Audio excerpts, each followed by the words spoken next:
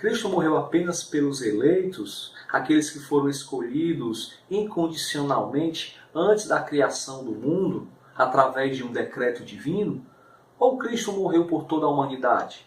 É sobre esse questionamento que trata o livro Expiação Ilimitada, de Carlos Augusto Vailate.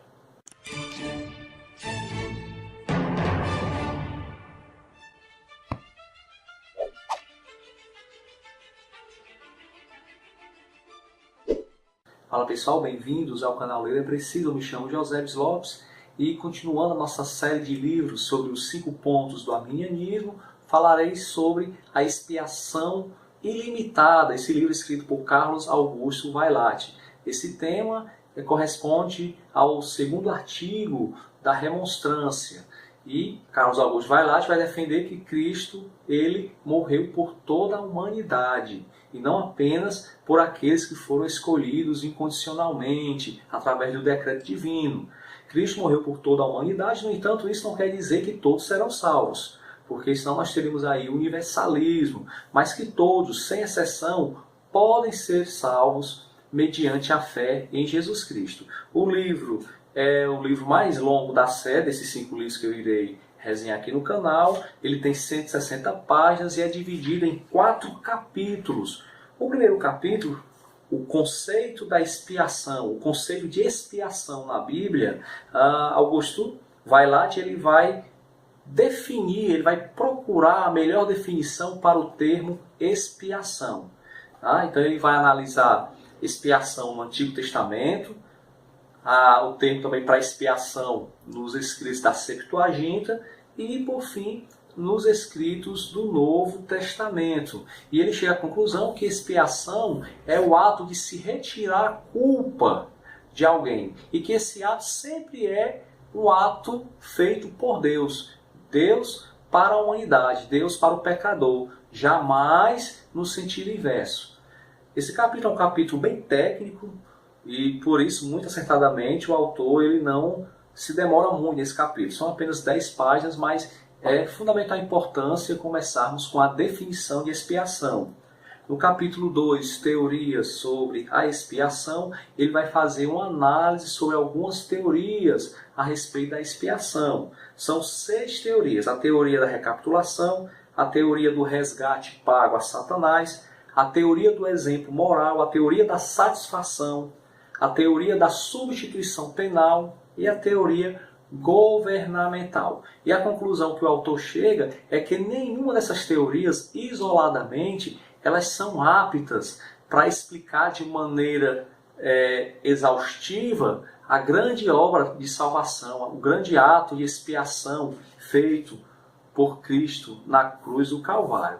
Então ele vai, a partir dos pontos positivos e negativos de cada uma das teorias, o autor ele vai nos dizer que o ideal é que peguemos os principais pontos positivos de cada uma dessas teorias para que possamos formular uma teoria que se aproxime o máximo possível da verdadeira posição bíblica a respeito da expiação.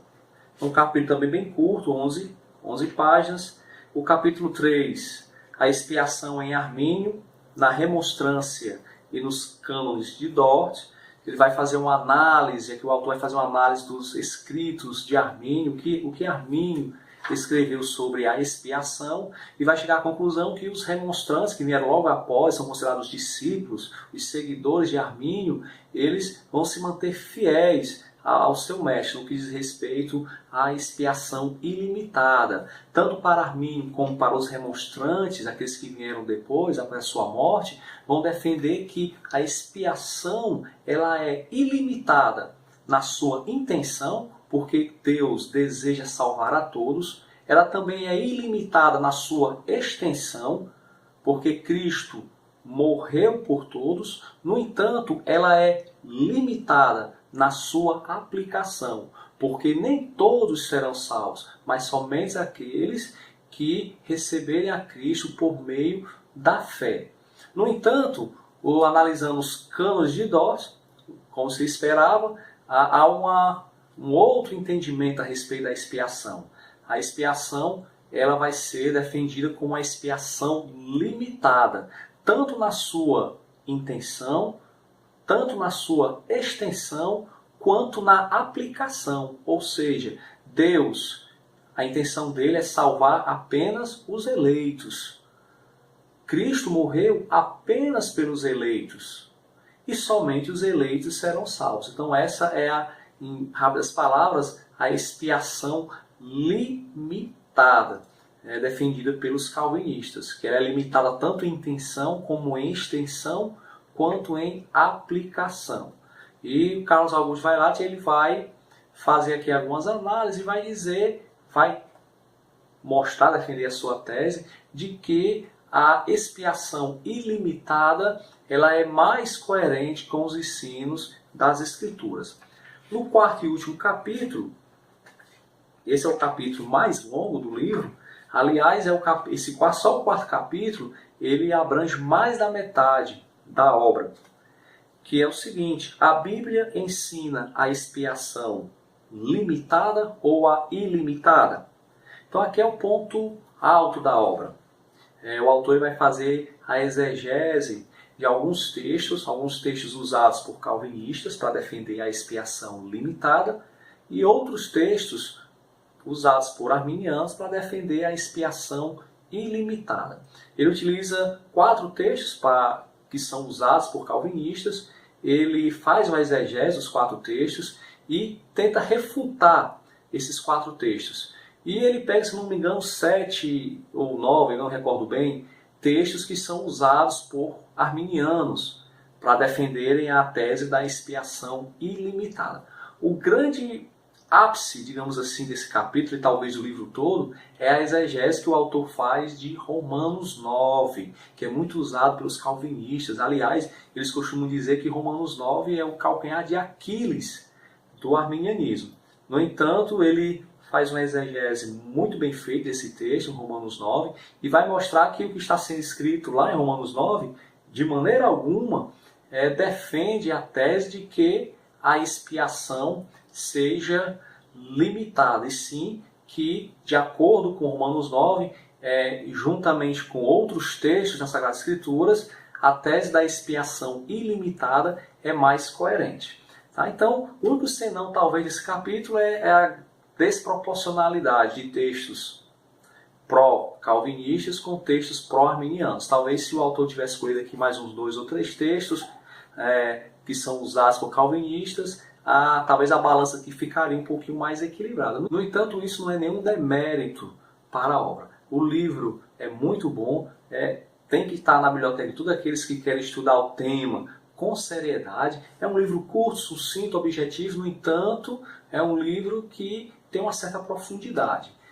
Eu consigo perceber aqui uma boa erudição do autor do livro, e ele consegue ser sucinto quando deve ser sucinto e ser um pouquinho mais prolongado nas explicações quando é necessário. Então eu acho que essa dosagem feita pelo autor é muito interessante para o livro e a leitura não se torna cansativa.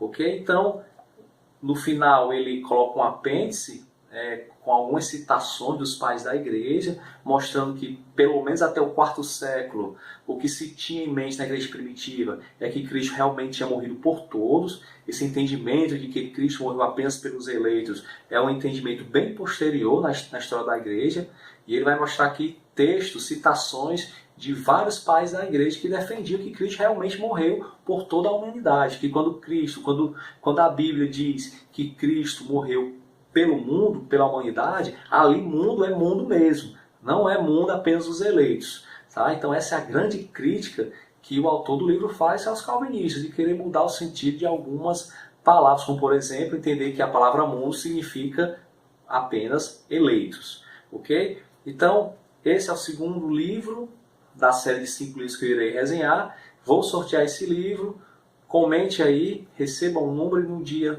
2 de dezembro eu estarei fazendo o sorteio dessa obra e eu enviarei para qualquer lugar do Brasil inteiramente grátis. Ok? Então, se você ficou até aqui, se você assistiu esse vídeo até esse momento, eu espero que você tenha gostado. Então, por favor, dê aí um like, compartilhe o vídeo, se inscreva no canal, ajude aí, dê uma força aí para a gente continuar nesse trabalho de levar o prazer da boa leitura para o máximo de pessoas possível. Ok? Então, vamos ler, porque ler é preciso.